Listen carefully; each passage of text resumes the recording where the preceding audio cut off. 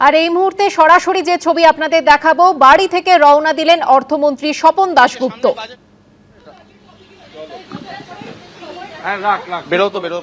অর্থমন্ত্রী রওনা দিলেন বাড়ি থেকে, গাড়িতে উঠে পড়েছেন তিনি, সেই ছবি সরাসরি আপনারা দেখছেন। বেলা 12টায় বাজেট প্রস্তাব পেশ করবেন তিনি বিধানসভায়। আজ রাজ্যবাসীর নজর থাকবে বিধানসভার দিকে। বেলা 12টায় 2026-27 অর্থবর্ষের বাজেট প্রস্তাব পেশ করবেন অর্থমন্ত্রী স্বপন দাশগুপ্ত। তাঁরই বাড়ির সামনে থেকে রয়েছেন আমাদের প্রতিনিধি অরিত্রিক ভট্টাচার্য। অরিত্রিক, পরিবর্তনের জমানায় রাজ্যবাসীর প্রত্যাশা অনেক, এবং আজকের বাজেটে কি কি বিষয়ে অগ্রাধিকার দেওয়া হবে? দেখুন, প্রত্যাশা খুব স্বাভাবিক, কারণ অনেকটা প্রত্যাশা নিয়ে রাজ্যে পরিবর্তন ঘটিয়েছেন রাজ্যবাসী, এবং তারপর এটাই প্রথম রাজ্য বাজেট। অর্থমন্ত্রী স্বপন দাশগুপ্ত এই যে মহানির্বাণ রোডের বাড়ি, এখান থেকে আর কিছুক্ষণ পর, এখনো পর্যন্ত যেটা জানতে পারছি, 10টা 15 নাগাদ বেরোবেন, এবং আর ঘন্টা দুয়েকের মধ্যেই কিন্তু সেই বাজেট আমরা দেখতে পাবো যে কি বাজেট তিনি পেশ করছেন। মূল যে বিষয়টা হচ্ছে, এর আগে আমরা দেখেছি 17 তারিখ কেন্দ্রীয় অর্থমন্ত্রী নির্মলা সীতারামনের সঙ্গেও কিন্তু তিনি একটি বৈঠক করেন, এবং তারপর তিনি যেটা বলেছিলেন সেটা খুবই গুরুত্বপূর্ণ শব্দ, প্রোগ্রেসিভ অর্থনীতির কথা।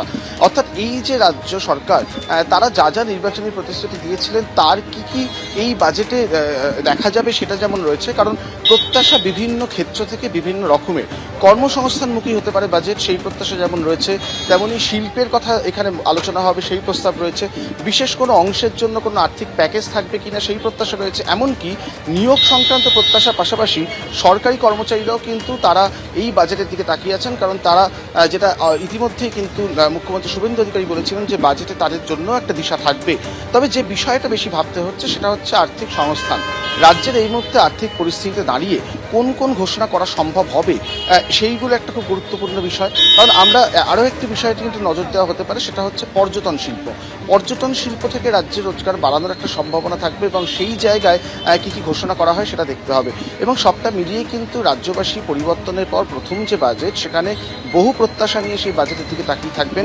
আপাতত সেই বাজেটের যে স্পিচ, সেটা এই যে আমি দাঁড়িয়ে রয়েছি, রাজ্যের অর্থমন্ত্রী স্বপন দাশগুপ্ত, তার জিম্মায় তিনি এই মুহূর্তে সেই স্পিচ রেডি করেছেন, এবং 12টার সময় সেই বাজেট পেশ করা হবে। ফলে আর ঘন্টা দুয়েকের মতন অপেক্ষা, তারপরেই কিন্তু আস্তে আস্তে স্পষ্ট হবে ঠিক কী কী প্রত্যাশা পূরণ হলো রাজ্য বাজেটের মাধ্যমে।